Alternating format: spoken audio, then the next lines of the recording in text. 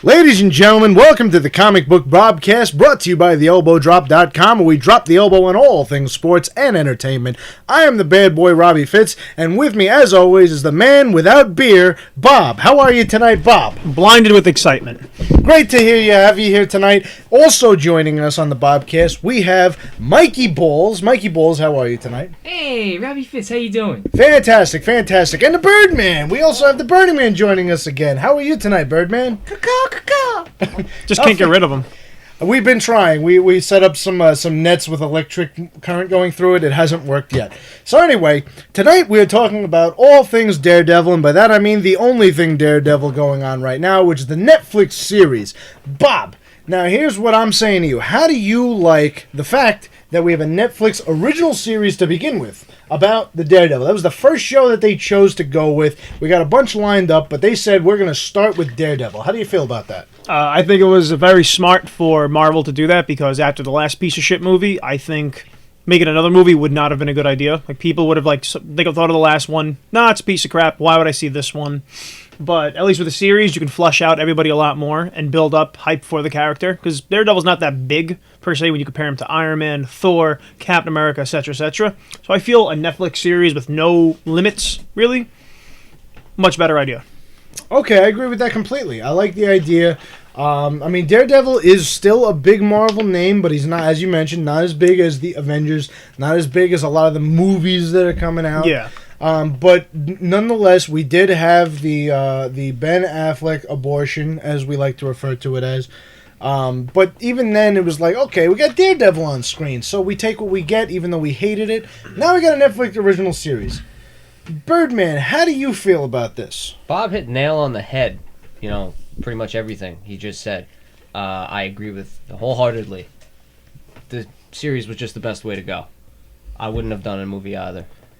It just seems silly after that piece of crap. It Called really it an was. abortion, which coincidentally is the name of Ben Affleck and Jennifer Garner's first child. Ba-dum-ba-ba.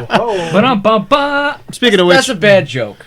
Mikey Ballz, what do you have to say about the Netflix series? Ooh, I'm enjoying Daredevil. I mean, he's Daredeviling it up right now. Well, you've enjoyed it. We've all watched the series. Oh yeah, he's beating the shit out of guys left and right. You know, he doesn't have quite the stick that Ben Affleck did. You know, with the. Yeah, Ben Affleck had a bigger stick. He had a bigger stick, Which is funny because the guy who plays Daredevil is named Charlie Cox. So I think he has the bigger stick. Yeah. So, speaking of Charlie Cox, what did we think about the casting for Daredevil? Let's start with Matt Murdock. What do we think about the casting for him? Because I personally am a huge fan of this guy. Brilliant casting.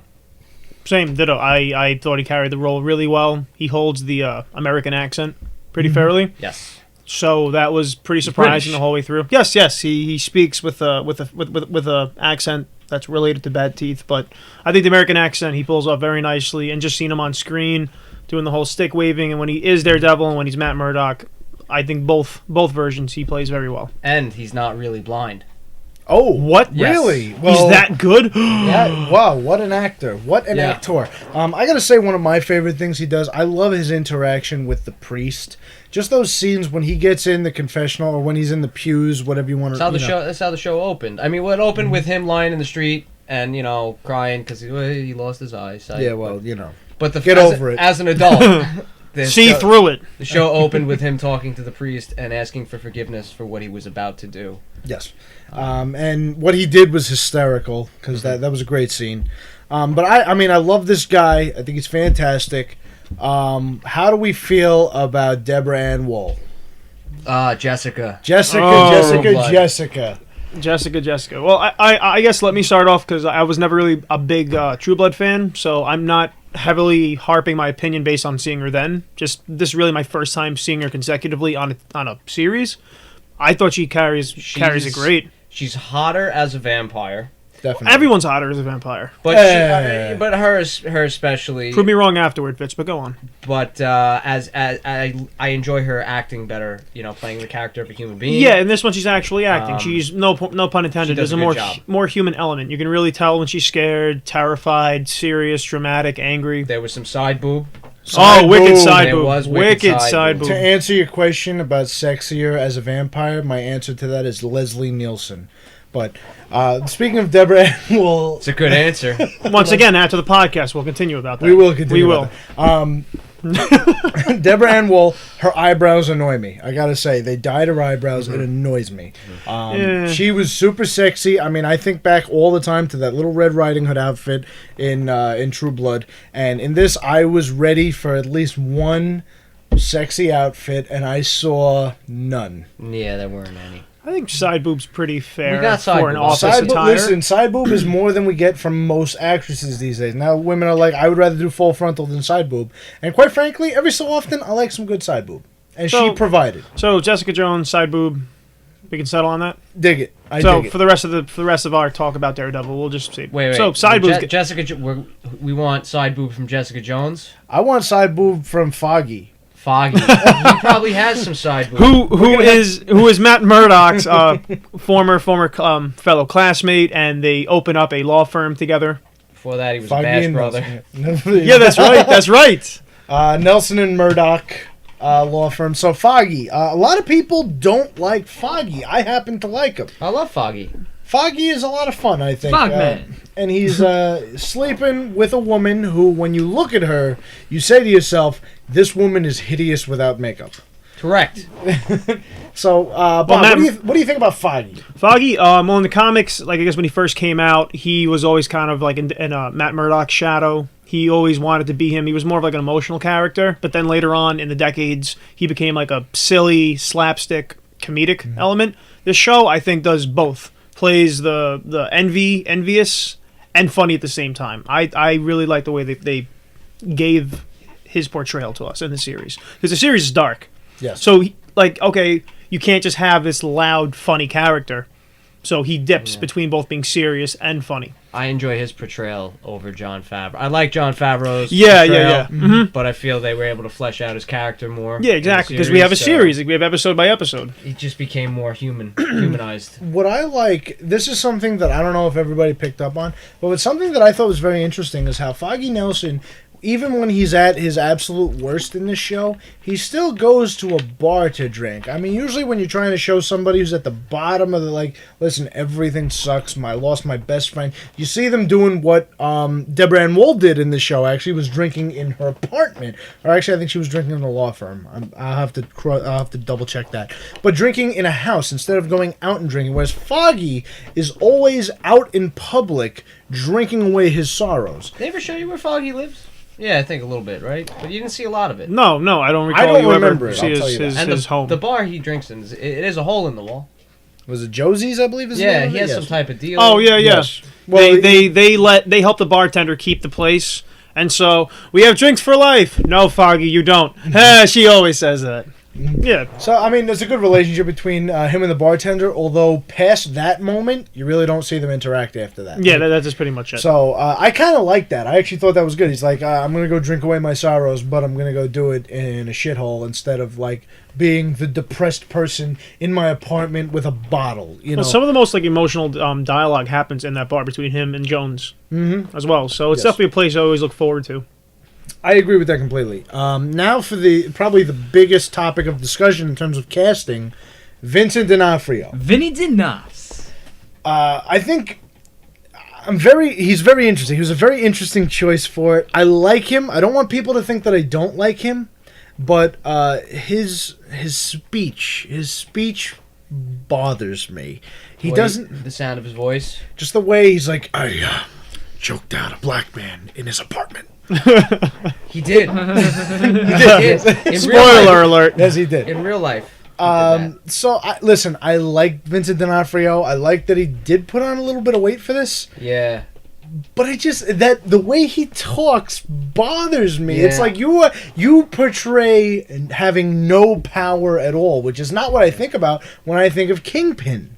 Well, that's the thing. He doesn't want people to really know he has power. You never truly understand his max potential as every Kingpin. time he was on screen, I was like, he looked like this tough guy, but I just saw this like fat, chubby little boy who was scared. Mhm. And they did that flashback to show you that he really Yeah, is that. I He had that in his voice, so I think maybe that was their goal. Yeah, I absolutely loved Vinny D, his interpretation of Kingpin, which, by the way, they never call him Kingpin at all in this entire series. I watched the entire run again, and not once did they even mention Kingpin or anything like that, or even mention like as a crime lord, really. So his portrayal as an older, grown-up Kingpin, fell in love with. I thought that was phenomenal, and the origin story I thought was really, really, really, really well done. I really loved the way they actually dipped into it, because they didn't make him your typical crime lord. He was an actual, legitimate, fleshed-out, emotional character, which I thought really, really helped him. Some of my favorite scenes with him were actually in the art gallery, and one that sticks out is when Matt Murdock goes to the art gallery, and Vincent D'Onofrio comes out, and they're having a very civil conversation. But if you're listening to it and paying attention, they are having a completely different conversation than the one that's verbally expressed. And I think that scene is fantastic. If you have time, go and rewatch it, because it's hysterical and at the same time kind of disturbing. Rewatch the whole series. It's got replay value. Yes. Not a lot of shows have replay value. Not a lot of Marvel product has replay value. This really, really does. And you're going to miss a lot of stuff if you just run through it without paying attention. So give it another watch anyway. There's a lot of great little Easter eggs in the show. Well, we'll get to it. But, we will get to that, absolutely. There's a lot of things that you might miss the first time around. Any other characters that we want? Wesley. Anybody? Wesley, I love that character. I am so angry. They didn't need to kill Wesley. R.I.P. Wesley. He was great. I loved how they killed him off right as we really found out about him. We didn't really know much about him.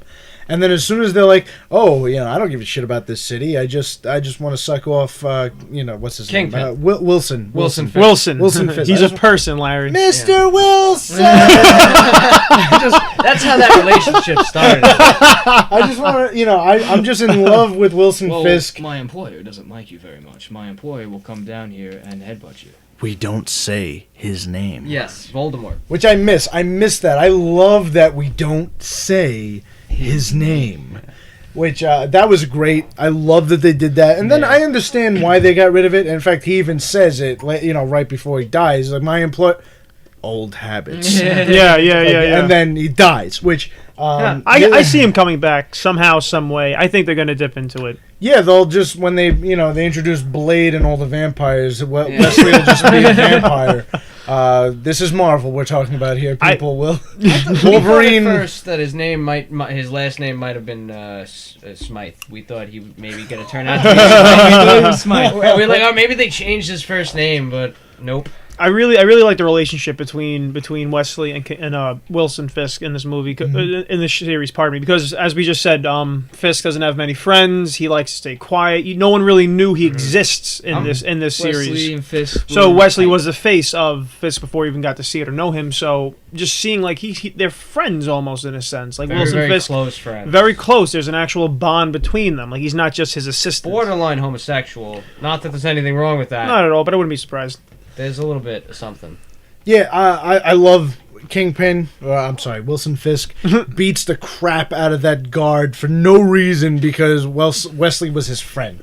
Wesley told this guy, "Don't follow me. Don't." It was like, just stay here. And it's like, well, he was my friend, and he just starts bashing the crap out of his face. And he's like, "Get him fixed up." So, I do like that. I like the fact that he, and especially in that moment, expresses that he really did have a deep bond with Wesley that he didn't have with anybody else other than his girlfriend, who was Vanessa. Speaking of Vanessa, it was because of her we got to see just how brutal Wilson Fisk was in this series. Because the whole time he's barely breathing and speaking at the same time, and then his date gets interrupted by one of the Russian brothers, and he bashes his fucking head in with a car door. Yeah, he had rage. It was like just built up. I mean, that was a moment that really, I think that was the moment where we're like, oh, like he gets his hands dirty. Yeah, like the show didn't really get that heavy or dark up until that point. If Wilson Fisk had a final smash, that would be it. He would take him and use the car door. Finish him! Gush. Fatality. I bashed a man's head in with a car door. And Vanessa's all like, I'm wet now. Yeah, I So do. was Wesley. I do like the fact that Vanessa, when she's lying in the hospital bed, is like, yeah, no, listen, I knew that you're a lunatic when I got into this. I'm okay with it. I get turned on by it. Go be a lunatic for me. I'll be by your side. For those who can't see, I'm patting the Birdman so gently. Feels good. Pretending You to be are my Vanessa. kingpin. Well, I was supposed to be Vanessa. Oh, you're definitely not Vanessa. So anyway, Stick I thought was very well done in this Yes. series, which I was hoping for the whole time. We didn't see him until like the last quarter Yeah. of the episodes. For those who don't know, Stick is a blind man who didn't really adopt, but he looked over a young blind Matthew Murdock after his father is killed. And he's a real dick. He's a real jerk off in this show, got which sticks. which they showed. And he's Yes. called Stick because he's blind too, and he walks with a stick. But he teaches him like the ancient kung fu and karate, and how to really take advantage of all of his senses now that they've been excluded sight. Now that all of his senses are severely overblown. I agree with you completely. I mean, his lines, he didn't have like one-liners, but he had lines that were one line, if you will. Yeah. Like, when Matt Murdock, as a little boy, is like, oh, my daddy died all because of me. He's like, yep, your daddy's dead. Get over it. You can't do anything to change it. Move on. Move on. What are you going to do about it now? You know, it's like... almost like tough love, like, get up, suck it up, Nancy, kind of stuff. Not even love, because he makes that bracelet at one big point, deal. and he just crushes it. That, actually, I'm not even gonna lie, it made my wiener shrivel when he did that. Because I was so upset, because I was that little boy handing him, I made this for you, I'm blind, and I made something for you. And he's like, yep, go fuck yourself, throw it down on the ground. He's like, now you really can go fuck yourself, little boy. Yeah. You're not my friend, and I'm not your dad. Like, whoa. He's like, yes, I'm an old man who's trying to make you do what I want you to do, essentially. Which I did think it was cool the way he was trying to bring him into his war, if you will. Yeah, that's right. It's like the hand and the chase. That's I forget who's who, but that's the name of the two factions or some crap like that. Oh, it was the hand. It's gonna come up later. I know it is. I'm Let's pretty see. sure anyway. I don't know. We'll have to see next season. Is there anybody in the cast I guess we can really focus on? Like, there are a lot of secondary characters as well. The reporter, I cannot Ben recall Urich? his name. Yes. I thought... Ben Urich's casting was great. He was African American. Yeah, it's ironic. It's like, we didn't change Kingpin. We put Kingpin back, but we're going to change him, which I didn't mind because I loved his character. I liked him better than Joe Pantoliano. I really... Because he was nice. You felt bad for the guy. He was a reporter struggling for a shitty newspaper, which is cool because in every time they show him in his office, the background, they have newspaper clippings. Yes, 2 little Easter eggs. There was one with the it said like the incident in Harlem where you see the Incredible Hulk Yep. fucking shit up when he fought Abomination, and then next to him is the Manhattan incident. Yep. Where you see the Avengers standing on the taxi cab. So that was really cool. The show gives a lot of nods to the MCU, which, by the way, this series takes place in the Marvel Cinematic Universe. Yeah, it makes reference to the events of the Avengers a couple times. Yeah, they drop like little quips and everything involving everything else that has been going on. So let's see, we've covered Kingpin, we've covered Matt Murdock, Foggy, Jessica Jones, who eventually will be getting her own show also. Well, no, that's not Jessica Jones. Oh, all this time, pardon me, excuse me. Yeah, Sorry, Jessica sorry. Jones is getting her own show. Yes, I'm sorry, I think my it's mistake. Kristen Ritter who's playing her. Yeah, my mistake. I apologize. But I want to just mention the fact that Rosario Dawson was on the show Night for Nurse. a little bit. Oh my goodness, Yeah. that's right. Another secondary character in the Daredevil comic books was Night Nurse, portrayed by Rosario Dawson. She did a lovely job. Oof, I love seeing Rosario Dawson. Ever since Clerks 2, I fell in love, and then Sin City, and I was hooked. Yeah, she yeah, did a great job. I liked her. Like the casting, I guess if we speak about the casting, look, I guess the power behind it in a sense, because Rosario Dawson is established, and a very not minor, but not such a loud, constantly shown character. Cox, who's up and coming, and I guess now he's in the prime. Can't help it. Foggy, he's been everywhere. Smash Brother.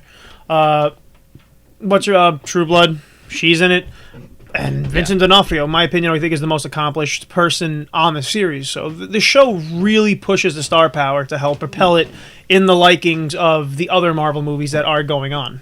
Yeah, Vincent D'Onofrio, he got sick of, just taking in criminals. So you know what? I'm going to be the best criminal. All right? Yeah. I want a criminal intent. He knows you're a criminal, and he's going to intent on it. So I guess I mentioned the cast and Matt Murdock. So I guess the origin story of we mentioned Kingpin. So Matt Murdock, his origin story, little boy walking across the street, and in this one, an old man's crossing, but this truck is just beaming down the street, and he runs, pushes the old man out of the way. The truck hits the brake, a bunch of chemicals fall off, hits him in the eyes, and he loses his sight.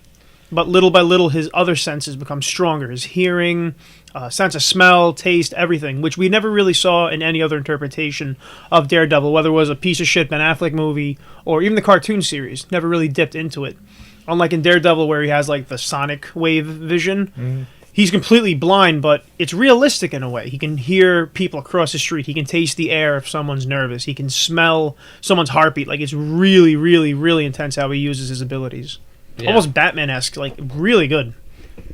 It's what makes him unique and very formidable in this universe. This is why I could see him fitting in very nicely with the Avengers at some point. Yeah, and he's flawed. You see him keep trying to use his abilities and even test himself out as a crime fighter. Blind justice, we get it. But I really loved how he's still flawed. He's still trying to get his shit together. Yeah, because he's blind. Well, two things I really enjoy about this is, one, when he was a boy, I mean, he was a hero before he was a hero. Like, he saved the old man crossing the street. Like, that kind of stuff. Okay, you are, in fact, a hero as a little boy. And then the second thing that I enjoy truly about this show is how he takes no time to heal. He goes into every battle with injuries and, half open wounds, and he plays it. He plays it very well. Like, you see every time he's doing something, you can say, ugh, and he's grabbing his side, and like, in fact, the end scene of episode 2, when he's in that hallway. That fight scene in one take. That's amazing. Oh my god. I just love watching him get out of breath and just like, literally just chucking his fists. He's like, come on, just stay down. Oof. That's probably my favorite scene that I've seen. Yeah, the fight scenes in this movie. Every television series. You might as well treat it as a movie. This television series, you can watch it in one sitting. This Netflix series is so good. It's the quality of a movie, like kind of like Game of Thrones. Every episode seems like a movie. The same thing with this television series. And I think it's darker than anything they've done thus far. No, which is exactly it. Daredevil's a dark character, almost kind of like Batman's the dark portion of DC. Daredevil, they're taking it. The name of his character is Daredevil. They're really showing how grim and disgusting Hell's Kitchen is. Get a Daredevil lives in Hell's Kitchen. I'm a big fan of the fact that New York is going to just play a huge part in the Marvel Cinematic Universe. Yeah, right? The Defenders, when they come out, Luke Cage and Jessica Jones and Iron Fist. Yeah. They're all going to be from New York, and that's where... No, is it Stark Tower again now because it's moved? The Avengers headquarters? Oh, the Defenders? No, I'm saying the Avengers, because the Avengers headquarters... It's in upstate New York. Now it's in upstate New York, but it was in the city. Yes. Unless that's Stark Tower again. That's true. Less taxes in upstate, yeah. New York is just a major place. I noticed, like, New York produces the most evil villains, but the best heroes ever. Mm-hmm. Absolutely. I mean, I agree with that completely. Especially when you look at, like, Hell's Kitchen. Hell's Kitchen is the definition of what everybody thinks New York is. Mm-hmm. Yeah, I have people who live in Pennsylvania, and I was like, oh, so I left my house. Like, wait, you live in a house? And I'm like, yeah, I live in suburbia. There's no buildings? I'm like, no, there's buildings in another part of the island. You live in an island? I'm like, okay, this is getting ridiculous now. Yeah, I live in a Hooverville. Because I think a lot of people... I sleep under a newspaper every night. When a lot of people think of New York, I think they think of what we see in Daredevil, or even like what you see in Batman Begins as Gotham. I feel like that's what a lot of people think New York is, and they're absolutely right. That's exactly what we live every single day of our lives. We're very scared. Yeah. Fight for your life. That's why we really need the Devil of Hell's Kitchen. One thing before we jump to the next topic that I really like, because we were mentioning origin story and his abilities. I love how in every single fight you don't have villains or not even villains. You don't have bad guys trying to take advantage. Like, oh, he can't see, but he's really sensitive to sound. Bong bong. They start hitting stuff. Like, it's the most realistic take, because he's real. He's human. He's not a billionaire in a suit. He's not a demigod from Asgard. He's not some little dweeb who turns into a giant green muscle. He's not some bimboed up Russian who knows karate in every way, shape, and form. He is just a human who can take a hell of a fucking punch to the chin and always get back up, because that's what Murdochs do. Yeah, he could take a beating. Absolutely, and I like the way you mentioned that, where he's not like he doesn't face down the type of problems he would actually have really, because he's just the Man in Black for almost the entire series until the very end. Yeah, Basically, they just call him the Mask. The which Mask. I Yeah, love actually. Yeah, he doesn't have the costume. He's just in like a black sweatsuit, and he's got like a half-tight T-shirt over his eyes. like very ninja-esque. So like if you saw a man come at you like that, you wouldn't say, "Oh, he must be blind." He looks like a member of the Foot from the Ninja Turtles. Which, by the way, the Hand Clan parody, right? Yeah. was a spoof. Exactly. Yes. So I do like the way they do that. That was actually one of the things that I was nervous about walking into this. Was I was like, oh, so he's just a ninja. And then when I saw it actually play out, I was very happy with it. I did a good job. The only thing I didn't like, who has time to sew that outfit? Every time he goes to another battle, it's sewed. I mean... Well, when he was little and blind, he would sew his dad up after every fight. Yes. So I did see that, but at the same time, I don't think a man like him really has time to sit there and sew. He has so many... Okay, say he rips the corner, under the arm. Everybody rips that at some point in their lives. Oh, yeah. Sew that up. But, I mean, this man had a ton of wounds... Got, the shit kicked out of him all night long, and then still shows up for work bright and early in the morning. Mind you, he's fucking blind. Yeah. And then, sure enough, as soon as he gets out of work, he comes back home, does his little routine, pulls out that little box, and suits up as the Man in Black again. Where the hell does he have time to sew all of this clothes? And neatly, like, he has to wash it, too. That outfit must smell really fucking bad. Yeah. Maybe he has more than one, But it was in that box, though. Even There's Foggy, one although box. actually, that's something that just hit me now. Foggy pulls out that box, and there's clothing and stuff in there, but he's still dressed as yes. Okay, ninja. all right. So we actually, debunked. There we go. All There right. is more than one suit. This is why we do this. This is the only reason why we do this, because nobody's entertained by it. So. Do superheroes have more than one costume? Thank you, Birdman. Whoa. He doesn't have a bat cave. He's got like a little bat trunk. A devil trunk. Yeah. The devil trunk. A trunk devil. The blind box. Call it what you Little will. black box, if you will. I like that better. So I guess considering how this show fleshes out the Daredevil portion of the Marvel universe, any Easter eggs? Like, what nods did you guys catch on to? Because I saw a few. Birdman, we were talking about We this brought not it too up long in ago. newspapers in Ben Urich's office. Yeah. There was one I noticed was remember the flashback with Foggy and him in college, and he Yes. goes, "What language It are you was episode taking?" 10, yes. I'm taking. They were really drunk. So what language was Foggy? Greek. No. But what language was Foggy taking? Oh, Foggy was taking Punjabi. Punjabi goes, why are you taking that? Punjabi is going to be the most spoken language in the world, so you want to talk to everybody, bigger business. And he goes, what language did you take? No, you took Greek that one Yes. time to talk to that Greek chick, which was a nod to Elektra, who doesn't appear in this series, but I'm happy. Don't you ready? This series focuses on everybody and Kingpin, so She may keep pop it cool. up. She has to, but we'll get I to hope who so. else we want. There's also the drug going around. Daredevil holds up that little piece of paper. It looks like the question mark. Yeah. That's actually a nod to... Oh, shame on me. I remembered his name. Not Snakehead. What's his name? Another villain, another very prominent villain that Daredevil eventually faces in the future. I couldn't tell you. I mean, I didn't pick up on that Easter egg. I missed. I'll be blatantly honest with you. I know one Easter egg. Daredevil was raised in the same orphanage as some chick character from the Shield. Not the Shield, not with Michael Chiklis. Shield. The Marvel. I could have Shield. sworn it was going to be... I don't know her name. At one point, remember Melvin Potter, the handicapped weaver? So Yes. The sewer guy who works for Kingpin, who gives him his armored He suits. becomes a villain in Daredevil. He is actually Stiltman, one of the shittiest Yes. villains ever made. At one point, when he and Melvin and Daredevil are fighting, you see his pants in the background, the stilt pants. Oh, Riri. Yeah, when Netflix lags conveniently, you notice it. So this show definitely nods at future points on what to expect. Sadly, there wasn't a nod to like Spider-Man or nothing like that, or any other heroes. Oh, I know Ben Urich. He in the comic books he works for the Daily Bugle, but they couldn't use the Daily Bugle. Yeah, true. I noticed that. Because Yeah. the Spider-Man deal hadn't been brokered yet, so they had to come up with another newspaper, which was fine. Yeah, not that bad. Because, I mean, it's a failing newspaper, so I didn't really think it was necessary to call the Daily Bugle a failing newspaper. One of the Easter eggs that's really easy to miss was Battling Jack Murdoch. It's a big one. He went up against Carl Crusher's Creel. Oh, who shows up in Agents of S.H.I.E.L.D., if I'm not mistaken. Yes. Yeah. Absorbing Man, which, that's kind of a cool little thing to think about. There's a lot of little subtlety things. That probably is the most fun to me because I like the whole Battling Jack Murdoch thing. Matt Murdock's father. In the show, they do show like a glimpse of what can be considered the Avengers Tower. Yeah. There's there's kind of like because you always see some sort of like a cityscape or like a building pan, and you see this very oddly arched shaped building that you can only pretty much assume if you look at it close enough that resembles Avengers Tower.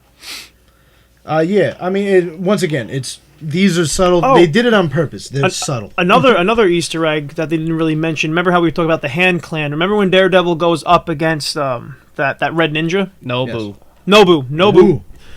The Hand Clan, the Hand were all red ninjas, which you didn't see a single one, but he was the only one you saw. So that was a nod to the Hand, which I was very, very happy to see because I was hoping to see more of them at one point, but. Then I see the red ninja get up, and I'm like, yes, this is great. Hopefully, them too. We will see more of. That was a great fight scene. I mean, another great fight scene. He kicked the Daredevil shit. got fucked up. He barely managed to walk. But out. using his super hearing senses, he realized he was standing right below a really shitty light, and he hit in the ninja. Nobu hit it with his chain. Yeah. His kunai chain, and he hit it. And he set himself on fire. And that was a Kingpin came in, kicked the crap out of him, made him jump out the window. Kingpin doesn't fight. He just throws people and headbutts them. He gets really, really angry, and those little spurts of anger. That's when you don't want to mess with him. But I kind of like that. I enjoy his fighting style, where it's kind of like, all right, it adds to his size. Exactly. It's just brute strength and force and rage. So I guess that's really all the snippets. There's got to be more, but I noticed 10. The ones we mentioned, the ones that I knew of, but there's like 2-3 more I really wanted to bring, but I just can't for the life of me. I can't see them. I know there's more. Please tell us if you know them. I'll make a post about it on the elbowdrop.com, which you should check out. Anybody, please, because I'm a stickler for Easter eggs. I love Easter eggs. No, yeah, same here. If we didn't mention something, please leave it at the bottom. That little piece of paper with the question mark, the snake. Slytherin-looking character drawn on it. If you remember the name of that group, write it down. There's an Iron Fist reference. I can't remember for the life of me. Elektra, Iron Fist, the Hand. A lot of people, but Night Nurse. Yeah, you brought that up. Yeah, we knocked out Rosario Dawson before.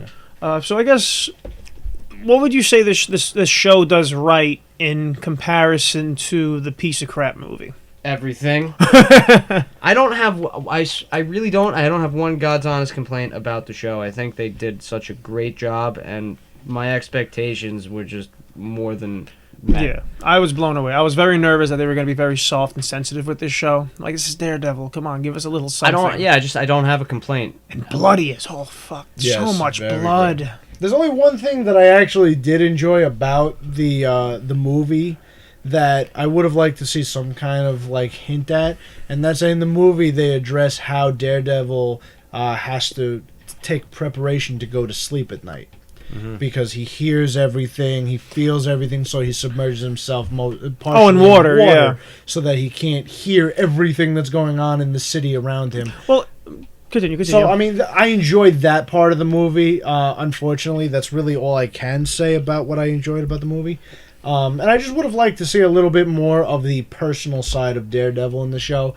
They show a lot of like, okay, you know, him and Foggy, him and his dad, his childhood. Exactly. They show a lot, but we don't see a lot of Matt Murdock as an adult. We see Matt Murdock, the lawyer. We see Matt Murdock, the ninja.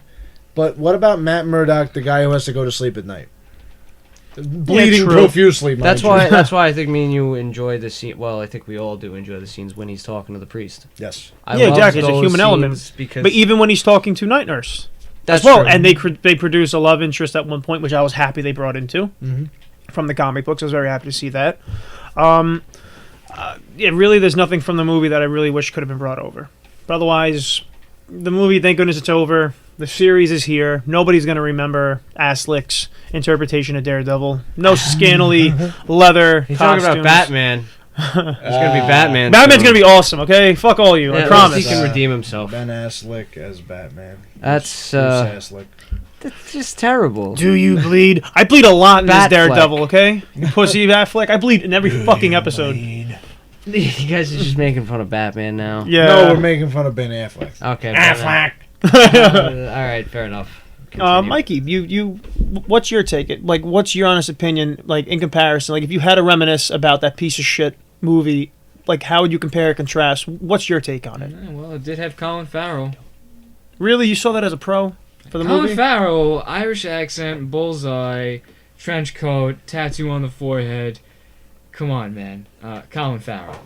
All right. Nah, he overacted. He was so pathetically evil. He smelled a rose and grimaced. Like, come on, he was pathetic. He was a little poetic at times, a little too poetic. Speaking of which, Bullseye, no mentioning of him at all. But I think eventually, when Kingpin gets out of jail, he's gonna hire Bullseye. At one after point, him. there's that guy on the roof in one episode with the sniper rifle, and it's such a subtle. It's one of those Easter eggs I just remembered. It's such a subtle But thing. do you think that's an Easter egg or a nod toward Bullseye? I don't know, but on his gym bag, he had like the ace of spades, and that's what Bullseye always carried on him, or something like that. Okay, wow, I didn't even think of that. Is that a nod? I don't know to if him, it's maybe? Bullseye or it's a nod that he's gonna be Bullseye, or it's like, hey, we're thinking of him, but He did hit his target quite Yeah, well. oh, yeah. Yeah. the guy is a sharpshooter.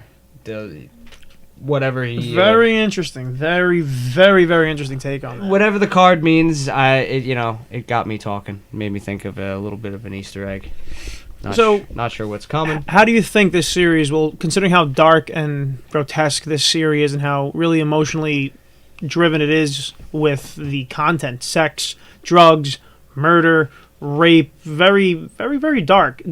Not even PG-13. I'd say a little bit above that, like Showtime. Not HBO, but like Showtime level of graphic maturity content. How would you say it's going to fit with the Marvel universe?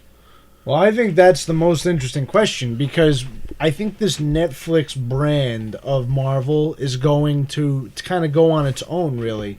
I would love to see, the little Easter eggs that they toss in. It's like, oh, well, I can understand if he had a magic hammer or a suit of armor. But ultimately, I think that it's important to separate the two because the Avengers movies and all the Marvel movies coming out, they're for everyone. And the Netflix series are not. This one, I should say. This one certainly is not. And I don't think anybody can really agree with me. I mean, Daredevil's bleeding all over the place. Kingpin has blood literally on his hands. Wesley gets shot up several times, which I didn't mention that before, but I did enjoy the fact that Deborah Ann Wool's character shot him many times, which is something a lot of shows don't do. It's like, oh, I shoot him once and I'll walk away. She shot the crap out of him. Well, yeah, because him and Kingpin were fucking with her the whole time. So she shot the crap out of him, make sure he's dead. So, like, what we're seeing is we're seeing a lot of gore, a lot of as you mentioned, all the horrible things that people do to each other in the real world in New York City. This is very real. It's in this show. It's very real. It's very gritty.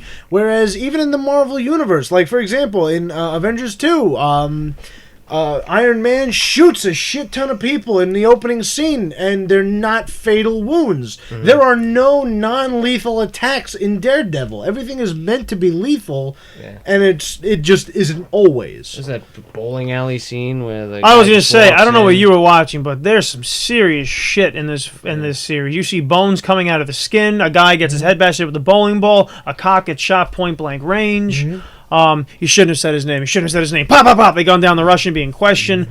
Guy impales himself on a fence through the eye. Oh my God, yeah. A Red Ninja gets out on fire, and you hear him screaming the whole time. This stuff doesn't happen every day. That's not what we mean by real, but it's just, it's not like somebody is getting struck with lightning that comes out of a hammer. Every day. Yeah. That happens in Tottenville, but no, I think it's going to fuse well, because, I mean, Marvel's still going to try to push the Avengers for children, as well as their giant man-child dads and families. Well, it's gonna get darker. It is going to get darker, but I felt Avengers 2 recently was very dark, so It that was a was. bit of a nod, but nowhere near as dark or realistic as Daredevil was. So I'm kind of worried. I feel they're going to completely bleach the character down to pink, and they're not going to provide us with the hardened, gritty reality that we were giving with Daredevil. So I'm subject to being very, very nervous. I would love to see him play a part in like Cap 3 or any of the future Avengers movie, but I don't want to see a watered down version of his character. Yeah, that's what I'm worried. Like, yeah, the Marvel movies have gotten a lot more heavier in content and If a it lot doesn't more work- graphic. But yeah, if anything, keep him on the side. Let him do his thing. Well, see, I think what I would rather see, this is just me because I enjoy, we talked about how much we enjoy Easter eggs. I would really rather prefer during like Civil War, Captain America and Iron Man are beating the shit out of each other and they go plowing through a city and they go through Josie's bar and Foggy and Matt are just sitting there in the corner having a beer and like, oh, what's happening? And Matt really knows what's happening because he heard them coming a mile away. So he went to go take a piss, obviously. And see, I would rather see something like that rather than see, Daredevil suit up and like, oh, I'm involved in something. No. I'd want to see him involved. I'd want Daredevil in there with the side sticks beating the shit out of I think bad I'd like guys and both. stuff. I would Yeah, a like bit of both both. scenarios to play out. So that's my take on it. And in the Marvel universe, I don't really like I don't really want to see the two different universes collide because they're two very different universes in my eyes. That's what I'm saying. But they're doing this series to introduce a few more characters, which will eventually become the next set of MCU characters. Yes, I mean I could dig. I mean we mentioned this before. I love Luke Cage, and I would love to see Luke Cage do some heavy hitting soon. Yeah, because he comes from a very dark backstory as well. Which is funny. If you actually look at it right now, the new Avengers, quite a few of them can't be used in Marvel movies currently. I mean, you have Wolverine, Spider-Man, The Thing. It's like, well, okay, so that's why we have Falcon, Scarlet Witch. Yeah. We're scraping the bottom of the barrel. So that's why maybe that's part of this whole thing is like let's get people in love with the characters that we can actually use. Yeah, this is what we have. We're going to fully institutionalize whatever tools we Well, have. if that's their plan, A+. Yeah, Yeah, A+ so far. Beautiful. Yeah, do not screw this one up. I would Marvel. give them a double D. There you go. Yeah. So they're double standard. They're really not that good. I would give them. A Fuck you, Matt Birdman. Murdock. Well, here's a good Eminem. question. Two questions, really. Who else would you want to see in the next season of Daredevil, or better yet, in this series? And what other characters of Marvel should be used as Netflix series exclusives? I do want to see the Punisher really badly. Yeah, I guess we'll go In either or scenario. Yeah, considering how violent and dark they can really get with I Netflix, I think Punisher and Blade are the Blade. two best options. Blade opens up a whole new world of possibilities because then No, you yeah, have to have exactly. vampires. Which my opinion is great. Go ahead, do it.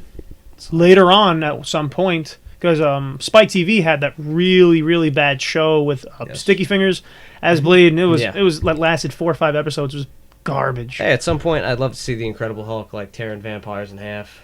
Oh, if only, if That would be only. I mean, you could kind of go in this path of Marvel taking the shitty movies that they've made Yeah. and fixing it. Let's see a Ghost Rider series. Let's see a Howard the Duck series. Definitely. I would love to see how. You guys know I got kind of a boner for Howard the Duck. You're the I only can see one it right now. You and your boner can say to yourself, but yeah, I would love a Ghost Rider series. Add that spiritual, like the real devil. Add him to Darkheart. Excuse me. Add him to the Marvel MCU. That would really work. You could have a Yeah, lot of fun the with that. darker, more grim Would characters. the penance stare work on Daredevil? Because you can't see, you can't look in the... Look into my eyes. Where are I I? can't, I can feel them. How Burns? I don't understand what's happening. I smell burning leather. I see a world on fire. Are we at a Marilyn Manson concert? I hear chains and smell leather. What is going on? I would have no idea. If Yeah, that works. definitely. It's a good question. It is a good question. What other characters we can really use in Netflix? But back to Daredevil, I would probably want to see Bullseye the most. I would love to see Elektra, but she was referenced, so we're gonna maybe probably see her. Bullseye, it's subject with that sniper character who gunned down the cop, but I would love to see Bullseye show up Yeah, at some that would be point. great. That's my opinion. One of the few villains that really work that came out of the Daredevil character. It's a good challenge for Daredevil. Would you make him a a thick accented Irishman again? I loved it, Colin Farrell being over the top and Irish. He actually is over the top and Irish, but I loved it just the same. But it's whatever the fans want. I could care less. I don't blame Colin Farrell for any of the problems with that movie. Let's call it the way I like Colin Farrell. I was okay with it. I just there were so many problems there that you can't really say, oh, he must have been the problem. You know, he. So. Yeah. I as bad as that was, I would like to see the Bullseye character come back. Is there anyone else in the Daredevil series? You guys would know better than me. You're the comic book Bobs. Well, Iron Fist is definitely going to happen. I feel that because Iron Fist is heavily involved with Daredevil. He's the next one up. Then it's Jessica Jones, and then it's Luke Cage. They're rounding it off. No, yeah, I know that, but I'm saying like should he be introduced in that series and then have his own, or that's the issue. You could segue. You could use him to segue into his own show. So I mean, that's not the end of the world. That wouldn't be the end of the world if they did that. But overall, I think we're all more interested in seeing like the villains being introduced and stuff like that. I mean, Daredevil had plenty. The Punisher was somebody he interacted with. Even Mysterio, but he's really he's Spider-Man's really kind of thing. So I don't think they'll really interact with him much. Well, one problem with Daredevil's, like a few of them, like there's Purple Man, but he can control minds, and there's Typhoid Mary, who's very silly-esque with her whole H2O element going on. This is a realistic show, so it'd be very awkward bringing in these other kind of supernatural-esque characters. There was the Owl, who I really liked, but instead they got the actor who played the warden from Shawshank. Yeah. What was his name? His real name? The actor. Bob Gunton. He's probably right. Okay, fine. We'll go. Bob. His name is Bob Gunton. Bob Gunton. He played who was confirmed to be the Owl, who was actually a much bigger, larger villain in the comic books, face to face with Daredevil. But in this one, he was just an investor who helped fund Hell's Kitchen's underground crime syndicates with Fisk. The hand was obviously nodded at, so hopefully we'll get more of that. We wanted Bullseye very badly, and Kingpin's here, so there's really not many other villains Daredevil related that we can include. I mean, they included Melvin Potter, who was the Gladiator. Stiltman. Gladiator and Stiltman, but I don't want to fucking see Stiltman. And Gladiator is... I mean, yeah, he is retarded, and Daredevil's a retarded character. Gladiator's a retarded character to begin with, but I think it would be poor taste. I say he's a good guy. He's on Daredevil's side. They leave off on a good note. Why make him a villain? That's true. Yeah, I do like the way. I mean, you felt bad for him. I kind of fell in love with him already. So, but that's the thing is, I kind of want to see him. Like, I want to see his character do something other than what he already did. Yeah, I guess we can make snippets back and forth with Potter, but. They can go either way next season, as far as I'm concerned, with villains. Like, next season could be entirely focused on Fisk, or they could just drop Fisk for an entire season. Well, I think that's why they left him in prison at the end of this season, because they want to maybe focus light on someone else. I'm interested to see who how else he gets is out. there? Because Bullseye... Oh, maybe Bullseye breaks him out of jail. Maybe. You could do Bullseye breaking magic. You could also do Tombstone breaking. Oh, Tombstone! That's right. Was one of Kingpin's guys, and he would be.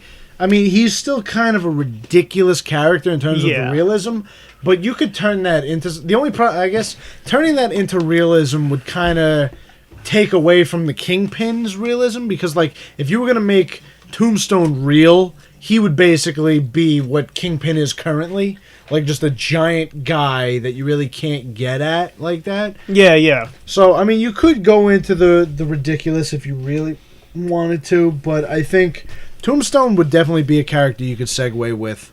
Getting Kingpin out or acting on behalf of Kingpin. Because he was, if I'm not mistaken, Tombstone was from Harlem. He was a African American bad guy who grew to be large, massive. He had a very dark gray complexion, even though he came from African roots. He rose to the top. So maybe Harlem will get involved in another part. And he tries moving into Hell's Kitchen. Now that shit's gone downhill, and Kingpin's in jail. The Owl died. The Origami Woman, she disappeared. She ran away, seeing what happened toward the end of it. The Russians are dead.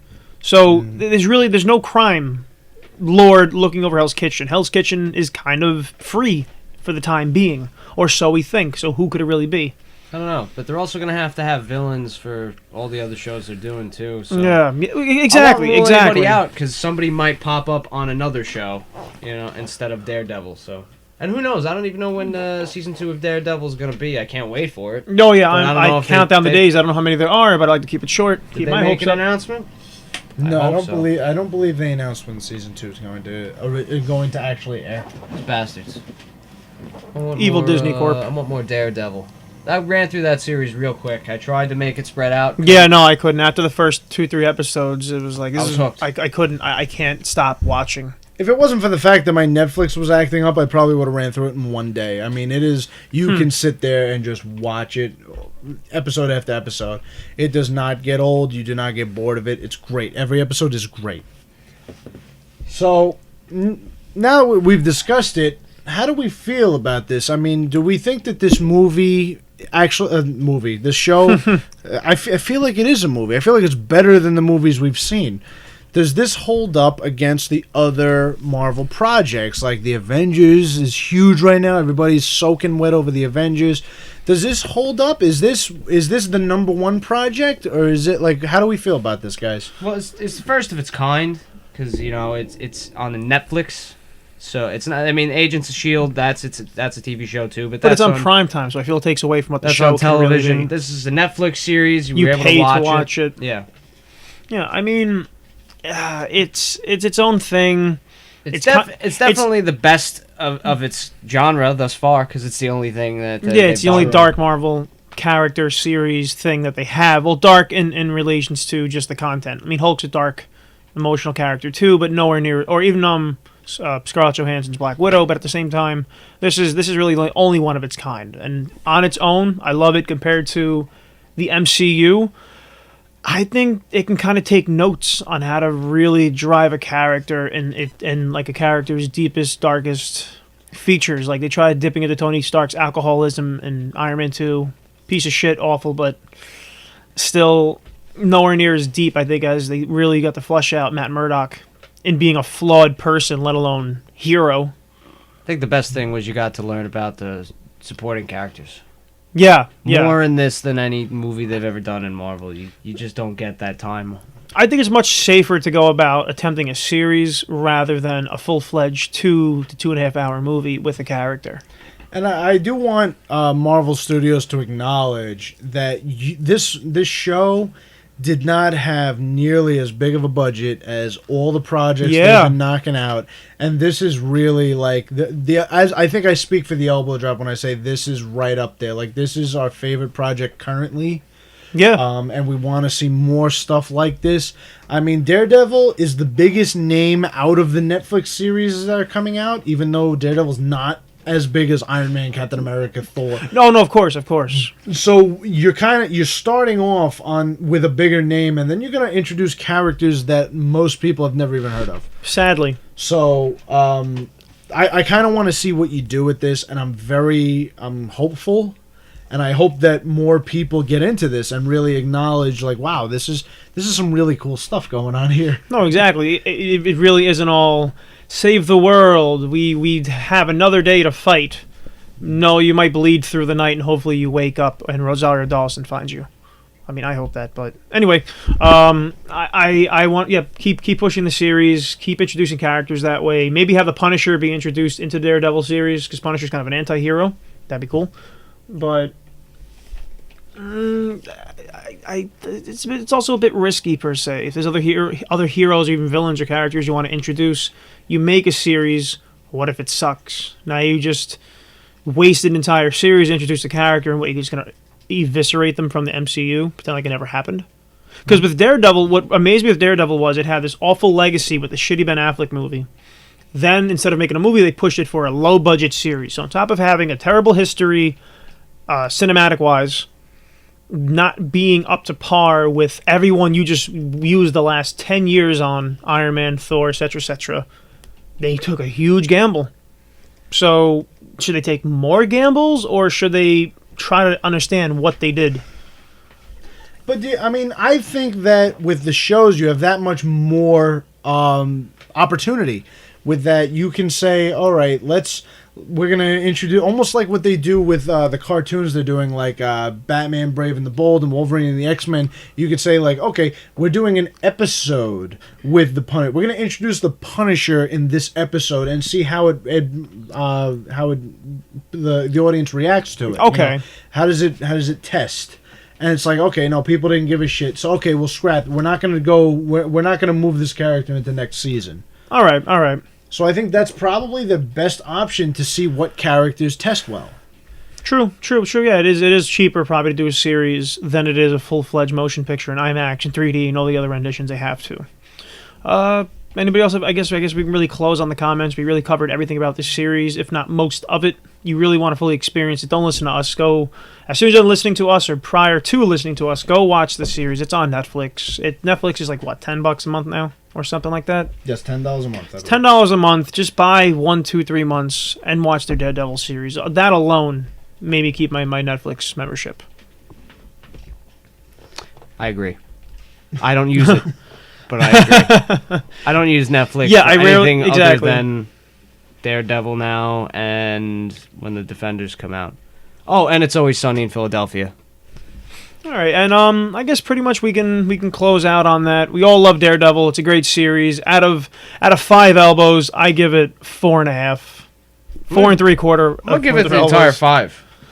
Like, I want to give it the entire 5, but at the same time, I feel it still could have had a few loose ends. You can see just how low budget it really was at some points, and I feel they only pushed a few moments just because they could, in hopes to get our attention rather than do something creative. So I would give it like 4 3/4. If 5.5, 4.5 out of 5 elbows. See, my problem is that I wish I would like to go on a bigger scale because I feel like I don't want to give it 5 elbows, but I don't want to give it 4. I guess a 4.5 elbows. Yeah, so 4.5, because 4.5, 5. all of the problems I have with it are trivial bullshit. Yeah. So, I mean, I mentioned earlier how Vincent D'Onofrio, the way he talks kind of annoys me a little bit, but there was justification for it. Like, if you can come up with an argument against what annoys me, Yeah. then it's just things that annoy me. So, I'm not going to give it the full 5, but in all honesty, I really can't find a whole lot of problems with the show. So, I'm going to give it 4.5, final answer. Mikey Ballz, what would you give? We got 5 and 2 4.5s. What would you give it? Give it a 5. Give it a 5? Give it a 5. Why would you give it a 5? Would you kindly? True. Good point. All right, and that once again wraps up another episode of the Comic Book Bobcast, brought to you by theelbowdrop.com. But on a sad note, this will be one of my last episodes until further notice, at least for the next month. I have other projects and other matters to attend to, but thankfully, the giant man-child sitting in front of me right here, the 8th wonder of the world, the bad boy Robbie Fish, he will continue the Bobcast, and every week we'll try to feature another member of the Elbow Drop or someone to really keep the seat warm till I come back, but still keep you guys entertained. So until further notice, goodbye. Thank you for listening. I appreciate it. Fitz, Yeah, Balls, it's not the Oscars, Bob. Jeez. give us a goodbye. Somebody play them off.